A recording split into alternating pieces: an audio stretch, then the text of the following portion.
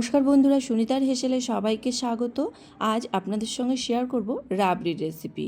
আর এই মিষ্টিটা বানানো কিন্তু ভীষণই সহজ। মাত্র 2টি উপকরণ দিয়ে বানিয়ে নিতে পারেন সেরা স্বাদের মিষ্টির দোকানের মতন রাবড়ি বাড়িতেই। এইভাবে বানালে বরং মিষ্টির দোকানের থেকেই বেশি স্বাদের হয়। বাড়িতে আপনারাও কিন্তু বানিয়ে দেখতে পারেন।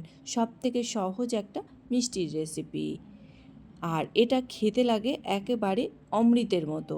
তাহলে চলুন দেখে নেওয়া যাক দারুণ স্বাদের রাবড়ির রেসিপি। এখানে দেখুন, রাবড়ির রেসিপি বানানোর জন্য এখানে আমি একটা বড় সাইজের কড়া নিয়ে নিয়েছি।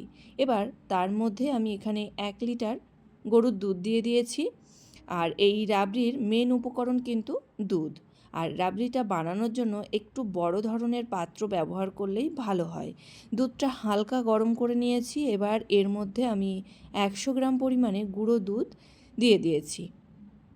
খুব ভালো করে গুঁড়ো দুধটাকে কিন্তু মিশিয়ে নিয়েছি। মিশিয়ে নিয়ে দুধটাকে আমি একটু ফুটতে দেব।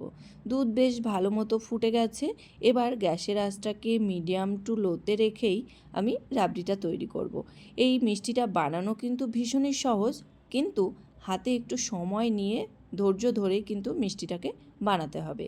এখানে দেখুন, দুধের উপরে বেশ একটু সর পড়ে গেছে। এবার আমি একটা চামচের সাহায্যে এইভাবে সরটাকে কিন্তু কড়ার গায়ে লাগিয়ে দেব। এইভাবেই গ্যাসের আঁচটাকে হালকা থেকে মিডিয়ামে রেখেই কিন্তু দুধের উপরে যখনই সরটা আসবে তখনই কিন্তু এইভাবে আমি একটা চামচের সাহায্যে এইভাবে কড়ার চারি সাইডে কিন্তু আটকে দেব। দেখুন, এখানে বেশ আমি দুবার মতো সরগুলোকে তুলে তুলে কড়ার গায়ে লাগিয়ে রেখে দিয়েছি। এইভাবেই কিন্তু মিষ্টিটাকে আমরা তৈরি করে নেব। এখানে দেখুন, আমি আরও বেশ কয়েকবার এই একই রকমভাবেই কিন্তু সরটাকে কড়ার গায়ে আমি নিয়ে নিয়েছি। আবারও কিন্তু সর পড়ে গেছে। যতবারই সরটা পড়বে, যতক্ষণ না পর্যন্ত দুধটা ঘন হয়ে আসছে ততক্ষণ পর্যন্ত এইভাবেই কিন্তু সরটাকে আমরা কড়ার গায়ে লাগিয়ে দেব। দেখুন, এইভাবে বেশ আমি 8 থেকে 10 বার মতো সরটাকে লাগিয়ে নিয়েছি। দুধ কিন্তু বেশ অর্ধেকটা পরিমাণেই কমে এসেছে। এবার এইভাবেই কিন্তু আরও বেশ কয়েকবার আমি সরটাকে কড়ার গায়ে লাগিয়ে নেব। এইভাবে আমি প্রায় 15 থেকে 20 বার মতো আমি এইভাবে সরটাকে কড়ার গায়ে লাগিয়ে রেখে দিয়েছি। দেখুন, সরটা বেশ মোটা হয়ে এসেছে কড়ার গায়ের। এবার দুধটাও কিন্তু বেশ ঘন হয়ে এসেছে। এই পর্যায়ে আমরা এখানে আরও বেশ কয়েকবার দুধের সরটাকে কিন্তু তুলে নেব। দেখুন, বেশ আরও 4 থেকে 5 বার মতো আমি সরটাকে তুলে নিয়েছি।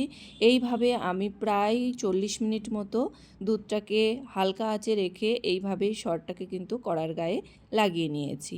এবার এর মধ্যে দিয়ে দেব 2 টেবিল চামচ পরিমাণে চিনি। খুব বেশি চিনি দেব না, কেননা আমুল দুধ দেওয়া আছে। আর যেহেতু দুধটা অনেকক্ষণ ধরেই জাল হচ্ছে, সেই কারণে কিন্তু দুধটা অনেকটাই মিষ্টি হয়ে এসেছে। এখানে দেখুন, কয়েকটা এলাচ আমি মুখ ফাটিয়ে দিয়ে দিয়েছি। এখানে আপনারা চাইলে কিন্তু এলাচের গুঁড়োটাও ব্যবহার করতে পারেন। খুব ভালো করে চিনি আর এলাচটাকে কিন্তু একটু ফুটিয়ে নেব। বেশ দুধটা যতক্ষণ না পর্যন্ত ঘন হয়ে আসছে ততক্ষণ পর্যন্ত একটু বেশ হাই আঁচে একটু জাল করে নেব। এখানে দেখুন, দুধটাকে বেশ 4 থেকে 5 মিনিট মতো মিডিয়াম টু হাই আছে একটু জাল করে নিয়েছি। দুধটা বেশ অনেকটাই কিন্তু ঘন হয়ে এসেছে। এবার আমি এখানে যে কড়ার গায়ে সরটা লাগিয়ে নিয়েছিলাম, সরটাও কিন্তু বেশ শক্ত হয়ে এসেছে। এবার আমি এইভাবে একটা চামচের সাহায্যে এইভাবে সরটাকে কিন্তু পিস পিস করে একটু কেটে নেব। এখানে দেখুন, আমি সমস্ত সরটাই কিন্তু এইভাবে পিচ পিচ করে কড়ার গা থেকে আমি একটু কেটে নিচ্ছি। এই কাজটা আপনারা চাইলে কিন্তু ছুরি দিয়েও করতে পারেন, তবে এইভাবে খুন্তি দিয়েই বেশ ভালো হয়। খুব ভালো করে সমস্তটাই কিন্তু কেটে নিয়েছি। এবার আমি এই খুন্তিটা দিয়েই কিন্তু এইভাবেই আমি সমস্ত সরগুলোকে তুলে নেব।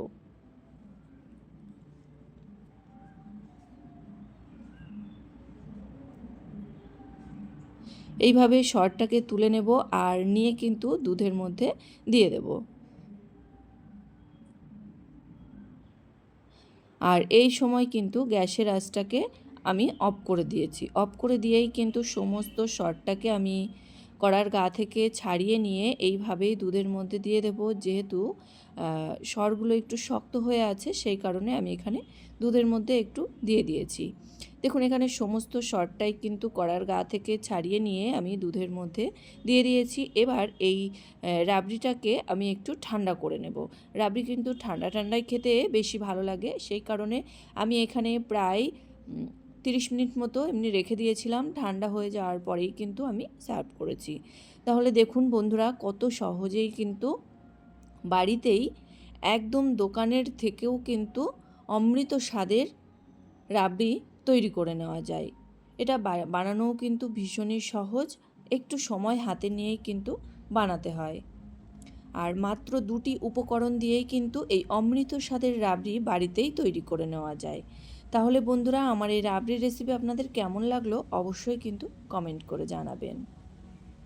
যদি ভালো লেগে থাকে তাহলে একটা লাইক করবেন আর সাবস্ক্রাইব করে পাশে থাকার অনুরোধ রইল। আজকের মতো এই পর্যন্তই, আবার দেখা হবে নতুন কোনো রেসিপি নিয়ে। ভালো থাকবেন, সুস্থ থাকবেন, ধন্যবাদ।